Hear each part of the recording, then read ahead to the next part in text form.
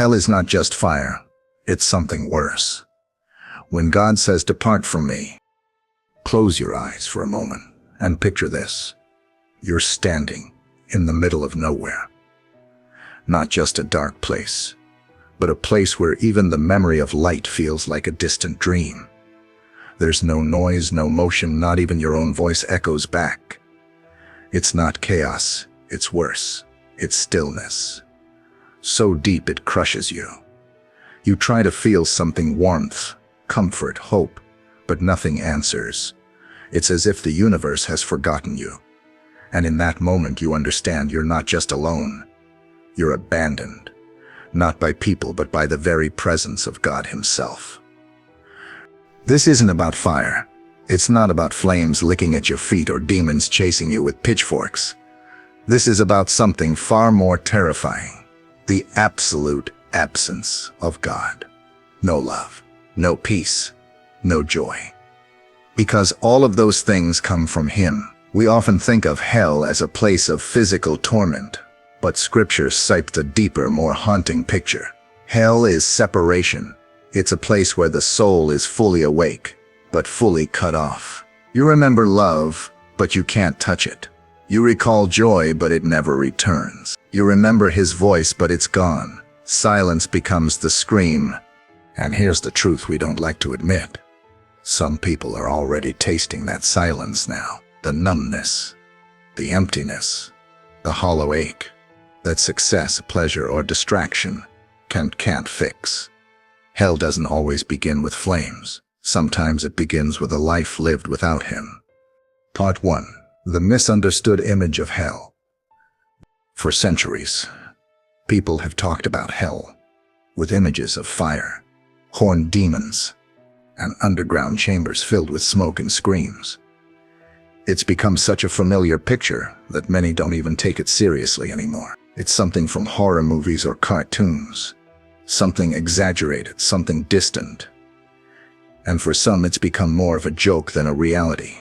But what if that image has distracted us from the truth? What if the flames, as frightening as they are only the surface of something far deeper and more devastating? The Bible does mention fire, but not the way we often imagine it.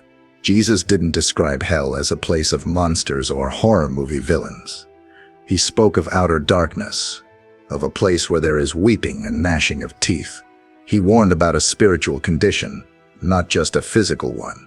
Because the greatest agony of hell isn't what happens to the body, it's what happens to the soul.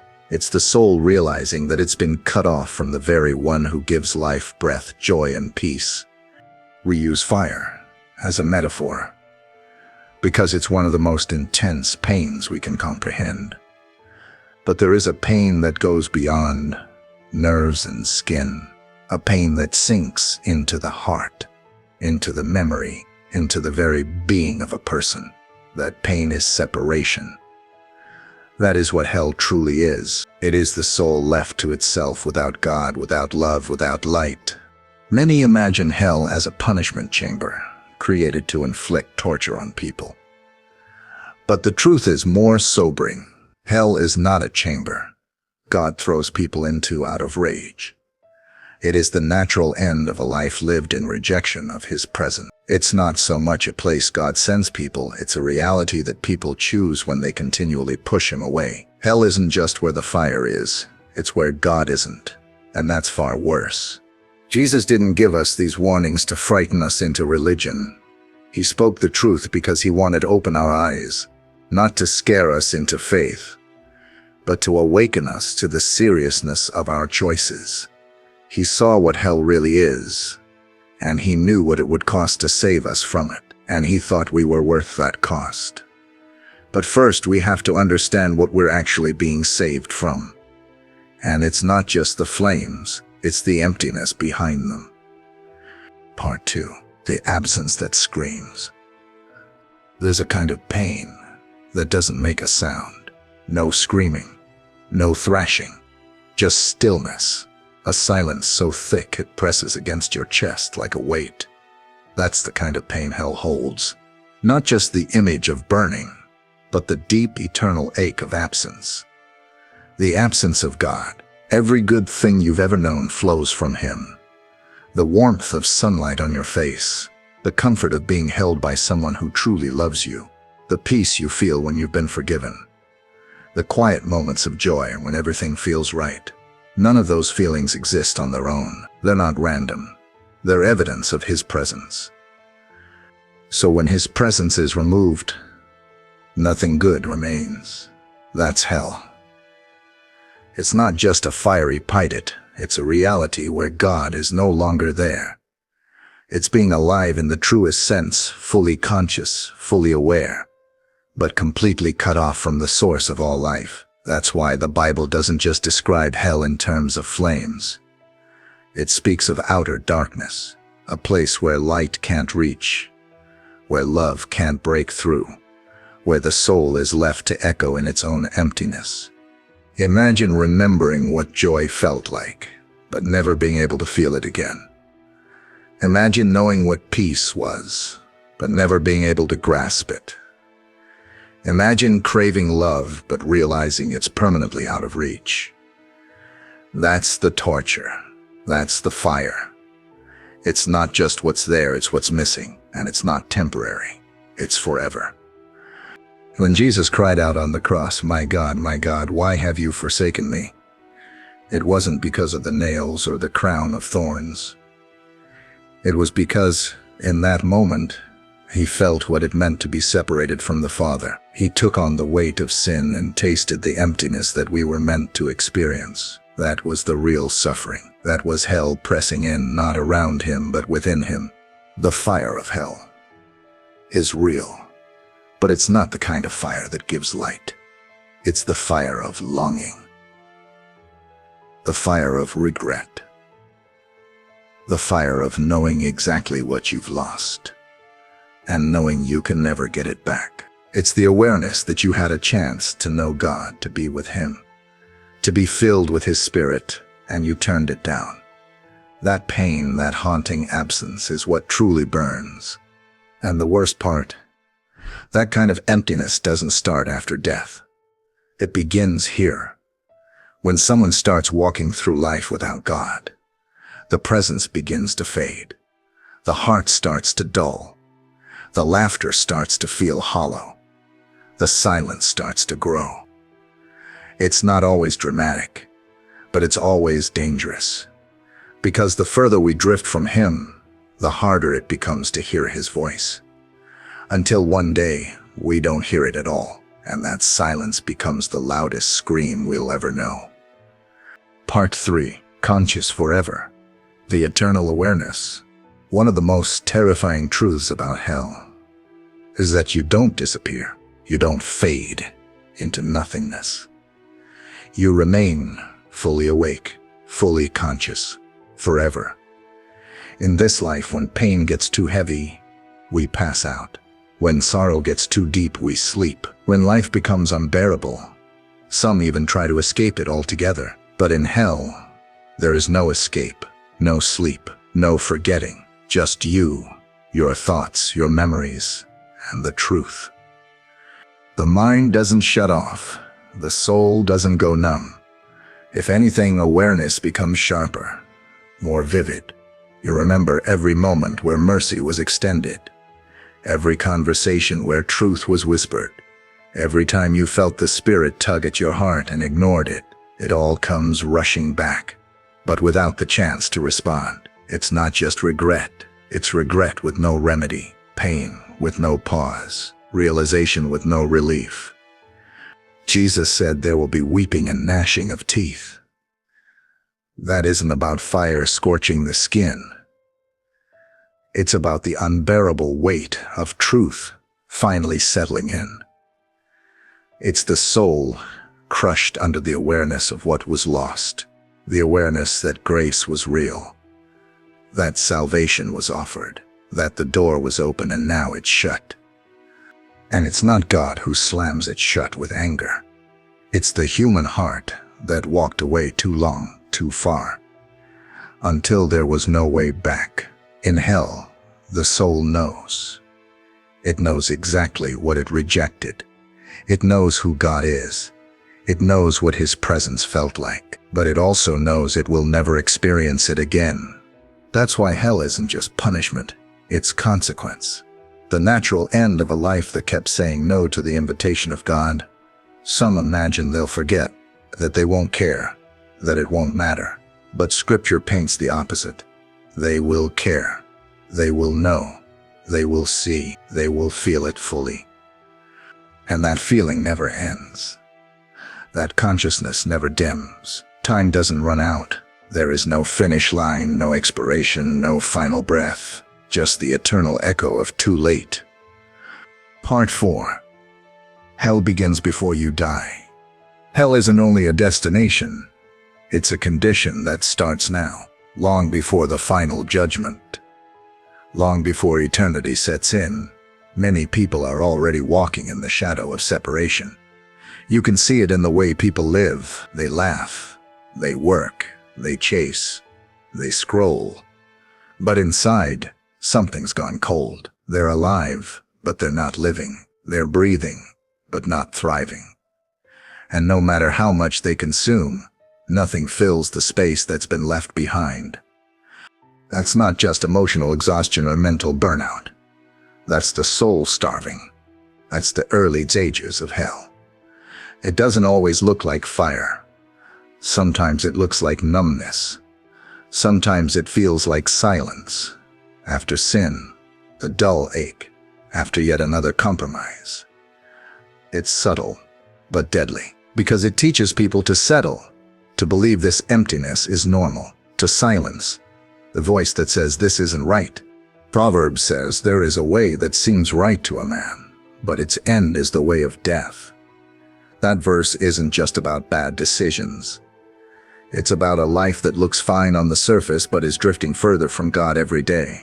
A life that smiles in photos but cries in silence. A life full of activity but empty of presence. And the more someone ignores that hunger for God, the more distant he feels. Not because he left, but because they stopped looking. People think of hell as something far away. But the truth is, many are already walking its road, step by step, compromise by compromise. They feel a little less conviction, a little less sorrow over sin, a little less hunger for truth. That's not just spiritual fatigue. That's the dimming of the soul. That's what separation looks like before it becomes eternal. And here's the warning. The longer you walk that road, the harder it is to turn around. The voice of God gets quieter. The heart gets harder. Until eventually you stop feeling anything at all.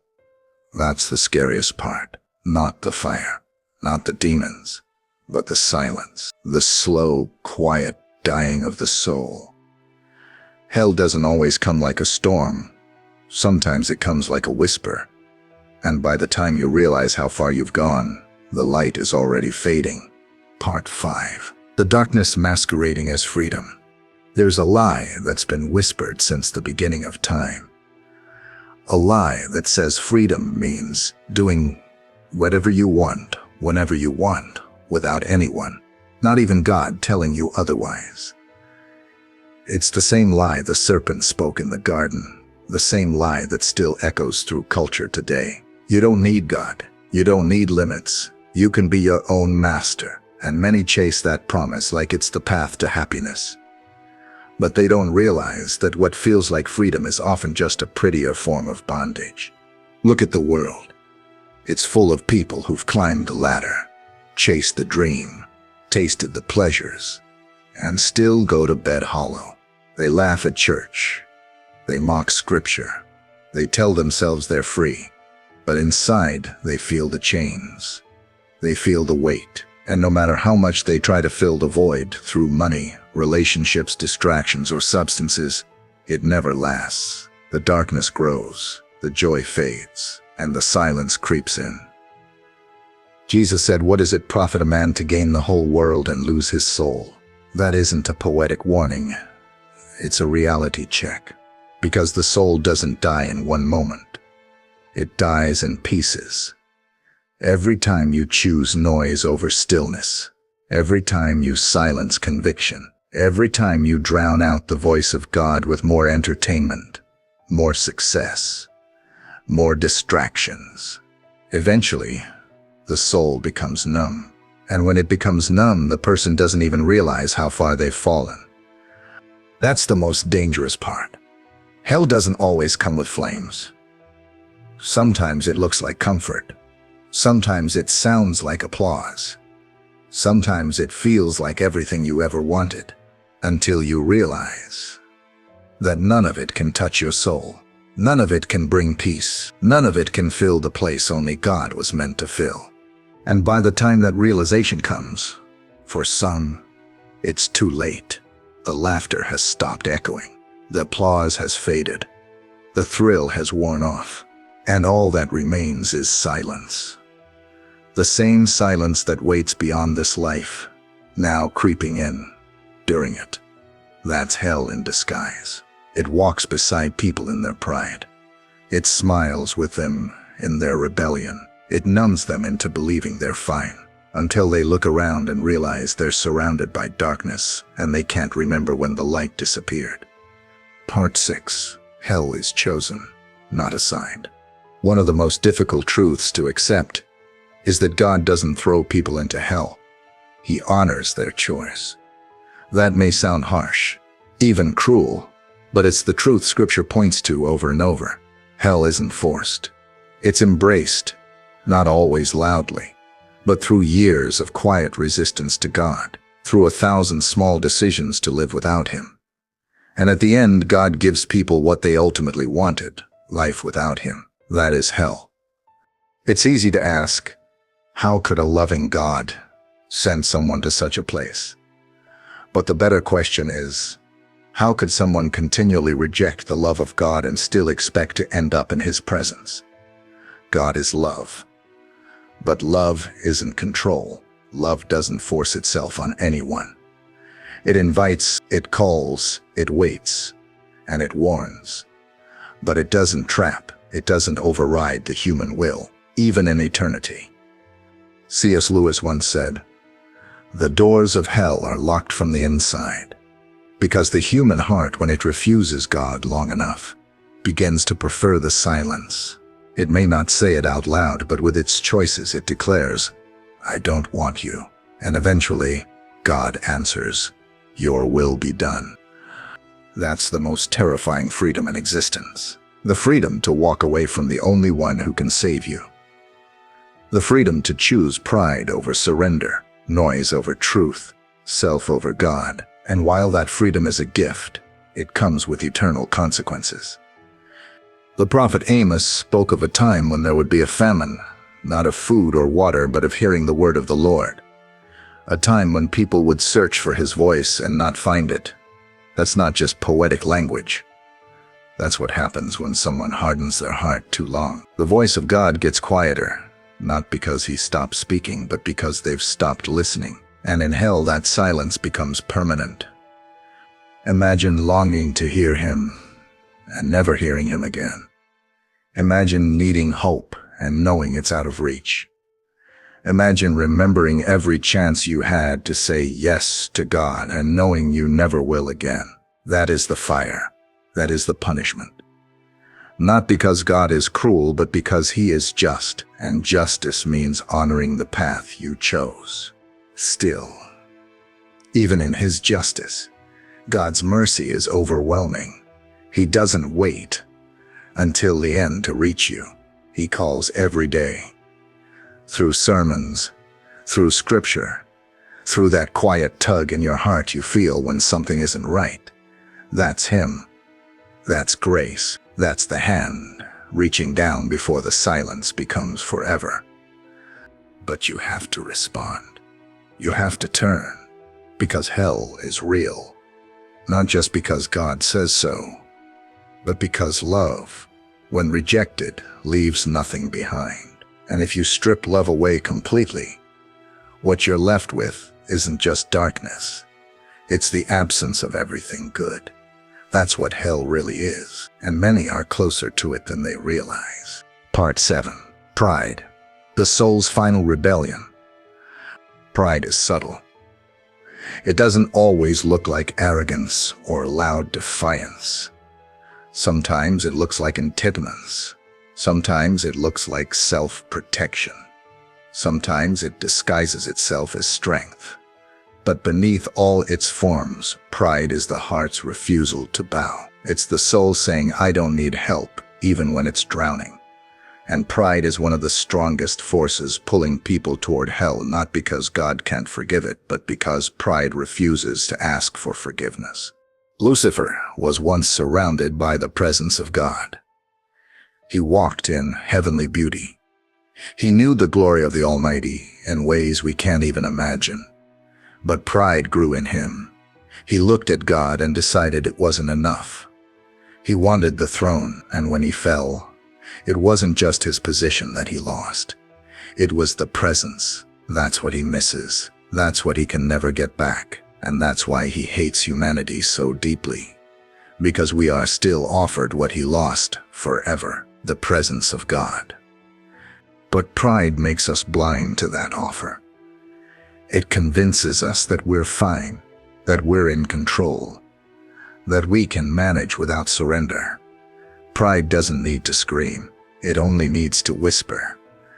You don't have to change. And over time, that whisper becomes a wall, shutting out conviction, truth, and eventually God himself.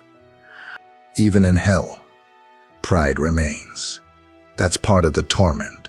The soul knows the truth, feels the weight of it, but still refuses to bow, because pride becomes its own prison. It locks the door from the inside. It would rather endure torment than admit the need for grace. And that's the tragedy. Because the door to mercy was never slammed shut by God. It was closed by a heart that hardened slowly, day by day, until even regret couldn't break it. God resists the proud but gives grace to the humble. Not because he's looking to punish, but because he cannot fill a soul that is already full of itself. Pride blocks grace. It closes ears to his voice. It turns moments of mercy into missed opportunities. And in the end, it leaves the soul alone, in the very emptiness it chose. Part 8. The Rescue Mission of the Cross. Jesus didn't just come to forgive sins. He came to rescue souls from the silence, from the separation, from the eternal absence. The cross wasn't just a punishment. It was a rescue mission. On that cross, Jesus didn't just suffer physically. He entered the darkness. He felt the full weight of separation from the Father. He cried out into the silence, my God, why have you forsaken me?" And in that moment he tasted hell, not because he deserved it, but because we did. He took on the absence, so we wouldn't have to. He walked into the darkness so we could live in the light. He bore the silence so we could hear the Father's voice again. That's the love of God, not a soft, sentimental love, but a fierce, holy, sacrificial love that looked at our rebellion and still said, "I'll pay the price." The cross stands between us and hell like a bridge, not just offering escape from punishment, but offering reconciliation with the one we were made for. Jesus didn't die just to keep us from hell. He died to bring us back into the presence of the Father, because heaven isn't just a reward, it's a relationship restored. It's life with God, fully forever. And here's the hope.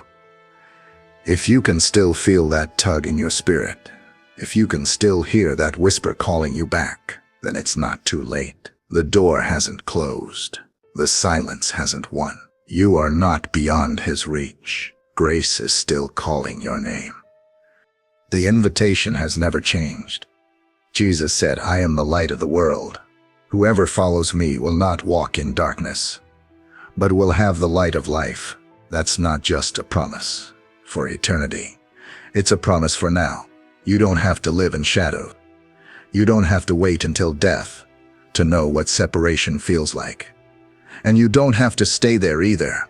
There is a way out, a way back, and it's not through effort, religion, or good behavior. It's through surrender, through saying yes to the one who already paid the full price, the one who defeated the silence so you could live in the sound of his voice forever. Hell is real, but so is redemption. So is mercy. So is the presence of God. And right now, you are still being invited out of the darkness before the silence becomes eternal. Conclusion. Hell is not just a fiery pit with flames and screams. It's the final result of a soul that chose life without God.